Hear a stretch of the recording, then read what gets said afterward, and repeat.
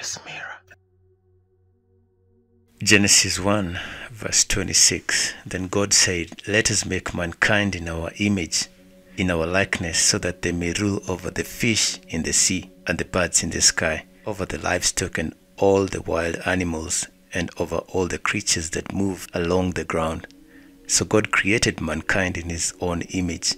In the image of God, he created them, male and female. He created them. God blessed them and said to them, "Be fruitful and increase in number, fill the earth and subdue it, rule over the fish in the sea and the birds in the sky, and every living creature that moves on the ground." Then God said, "I give every seed-bearing plant on the face of the whole earth, and every tree that has fruit with seed in it, they will be yours for food." Genesis 2 verse 7. Then the Lord God formed a man from the dust of the ground and breathed into his nostril the breath of life, and the man became a living being. Now the Lord God had planted a garden in the east, in Eden, and there he put the man he had formed. In the middle of the garden were the tree of life and the tree of the knowledge of good and evil. A river watering the garden flowed from Eden. From there it was separated into 4 waters. The name of the first is the Pishon.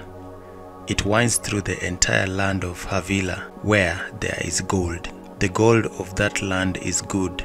Aromatic resin and onyx are also there. The name of the second river is Gihon. It winds through the entire land of Cush. The name of the third river is the Tigris. It runs along the east side of Ashur, and the 4th river is the Euphrates. The Lord God took the man and put him in the garden of Eden to work it and take care of it. And the Lord God commanded the man, "You are free to eat from any tree in the garden, but you must not eat from the tree of the knowledge of good and evil, for when you eat from it, you will certainly die."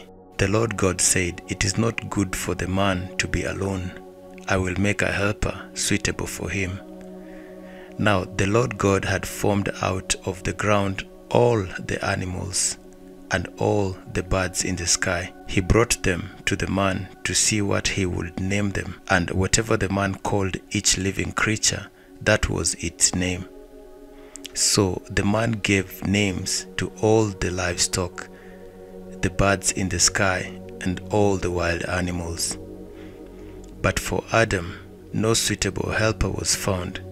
So the Lord God caused the man to fall into a deep sleep, and while he was asleep, he took one of the man's ribs and then closed up the place with flesh. Then the Lord God made a woman from the rib he had taken out of the man, and he brought her to the man. Adam and Eve were both naked, and they felt no shame. Genesis 3. The fall. Now the serpent was more crafty than any of the wild animals the Lord God had made.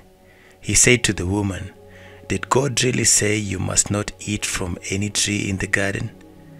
The woman said to the serpent, "We may eat fruit from the trees in the garden, but God did say, you must not eat the fruit from the tree that is in the middle of the garden, and you must not touch it, or you will die."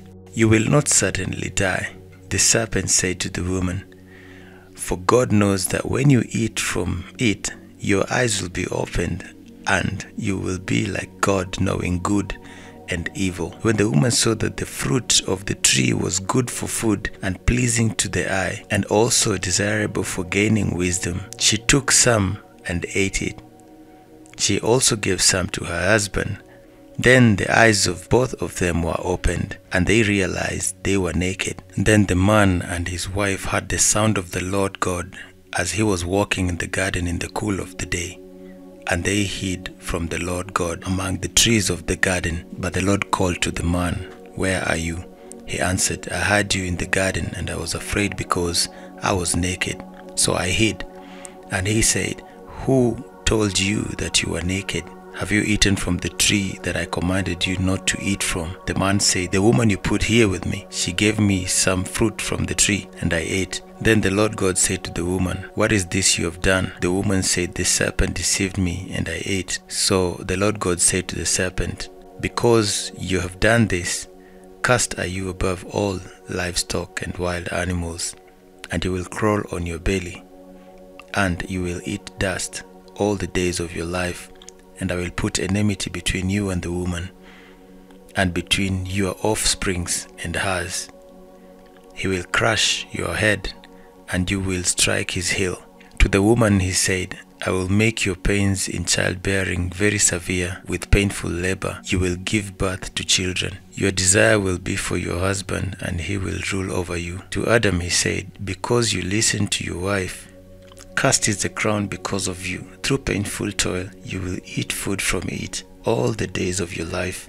It will produce thorns and thistles for you, and you will eat the plants of the field.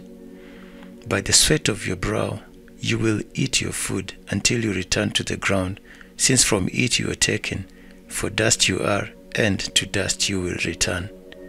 The Lord God made garments of skin for Adam and Eve, and clothed them.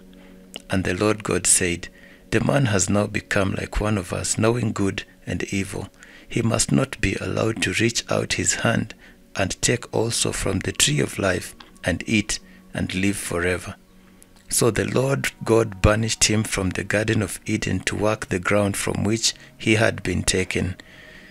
After he drove the man out, he placed on the east side of the Garden of Eden cherubim and a flaming sword flashing back and forth to guard the way to the tree of life.